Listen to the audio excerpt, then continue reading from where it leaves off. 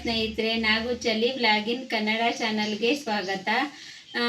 ಎಲ್ಲರೂ ನನ್ನ ವಿಡಿಯೋಗಳನ್ನ ನೋಡ್ರಿ, ಸಬ್ಸ್ಕ್ರೈಬ್ ಮಾಡಿ, ಶೇರ್ ಮಾಡಿ, ಕಮೆಂಟ್ ಮಾಡಿರಿ, ಲೈಕ್ ಕೊಟ್ಟು ಸಹಕರಿಸ್ಬೇಕು ಅಂತೇಳಿ ಕೋರ್ಕೊತಾ ಇದ್ದೀನಿ. ಇವತ್ತಿನ ವಿಷಯ ಏನಂತ ಅಂದರೆ ಮರಗೆಣಸಿನ ಬಗ್ಗೆ ತಿಳಿಸ್ಕೊಡ್ತಾ ಇದ್ದೀನಿ.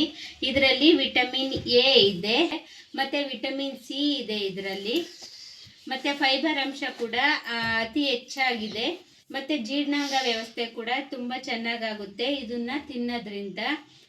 ಇದರಲ್ಲಿ ಕೆಟ್ಟ ಕೊಲೆಸ್ಟ್ರಾಲನ್ನು ಕಮ್ಮಿ ಮಾಡೋ ಅಂಶ ಕೂಡ ಇದರಲ್ಲಿದೆ, ಮತ್ತು ವೆಯ್ಟ್ ಲಾಸ್ಗೂ ಕೂಡ ಇದನ್ನು ಉಪಯೋಗಿಸ್ಬೋದು. ಇದರಲ್ಲಿ ಮೆಗ್ನೀಷಿಯಮ್ಮು, ಪೊಟ್ಯಾಷಿಯಮ್ಮು ಮತ್ತು ಕ್ಯಾಲ್ಶಿಯಂ ಕೂಡ ಜಾಸ್ತಿ ಇದೆ. ಅಷ್ಟಲ್ಲದೆ ಇದು BP ಕೂಡ ಕಡಿಮೆ ಮಾಡುತ್ತೆ, ಮತ್ತು ರಕ್ತದಲ್ಲಿರುವ ಶುಗರ್ ಅಂಶ ಕೂಡ ಕಡಿಮೆ ಮಾಡುತ್ತೆ.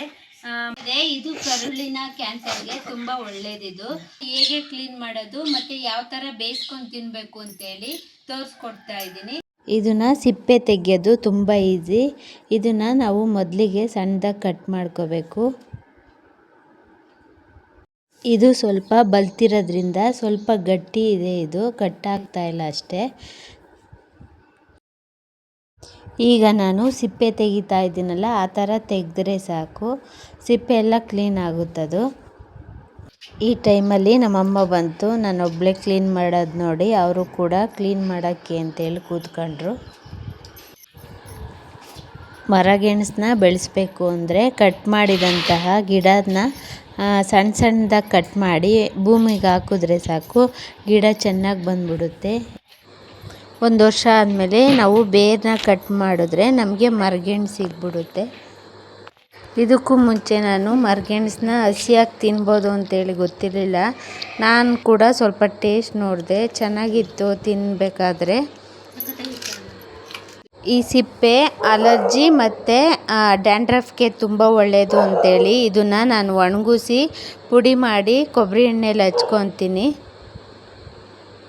ಹೀಗೆ ಸಣ್ಣದಾಗಿ ಕಟ್ ಮಾಡಿದಂತಹ ಗೆಣಸನ್ನು ಚೆನ್ನಾಗಿ ತೊಳೆದು ಕುಕ್ಕರ್ಗೆ ಹಾಕ್ಕೊತೀನಿ. ಕುಕ್ಕರ್ಗೆ ಗೆಣಸು ಮುಳುಗೋವಷ್ಟು ನೀರು ಹಾಕಿ ಸ್ವಲ್ಪ ಉಪ್ಪು ಹಾಕ್ಕೊಂಡು 2 ಸಲ ಕುಕ್ಕರ್ ವಿಷಲ್ ಹೊಡ್ಸಿದ್ರೆ ಸಾಕು, ಬೆಂದ್ಬಿಡುತ್ತೆ. ಈ ಥರ ಬೇಯಿಸಿದ್ರೆ ಸಾಕು. ಜಾಸ್ತಿ ನೀರನ್ನು ಇಡೋಂಗಿಲ್ಲ ಮತ್ತು ಜಾಸ್ತಿನೂ ಬೇಯಿಸೋಂಗಿಲ್ಲ. ಉಪ್ಪು ನೋಡ್ಕೊಂಡು ಹಾಕಬೇಕು, ಜಾಸ್ತಿ ಉಪ್ಪಾದರೆ ತಿನ್ನೋಕ್ಕಾಗಲ್ಲ.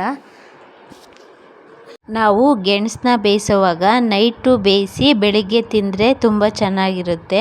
ಉಪ್ಪೆಲ್ಲ ಅದು ಗೆಣಸಿಗೆ ಹಿಡ್ದಿರುತ್ತೆ. ನಾನು ಕೂಡ ಈಗ ಗೆಣಸನ್ನ ತಿಂತಾಯಿದ್ದೀನಿ. ಗೆಣಸಂತೂ ತುಂಬ ಚೆನ್ನಾಗಿದೆ ತಿನ್ನೋದಕ್ಕೆ. ನೀವು ಕೂಡ ಒಮ್ಮೆ ಟ್ರೈ ಮಾಡಿ ನೋಡಿ. ಓಕೆ ಸ್ನೇಹಿತರೆ, ಬಾಯ್.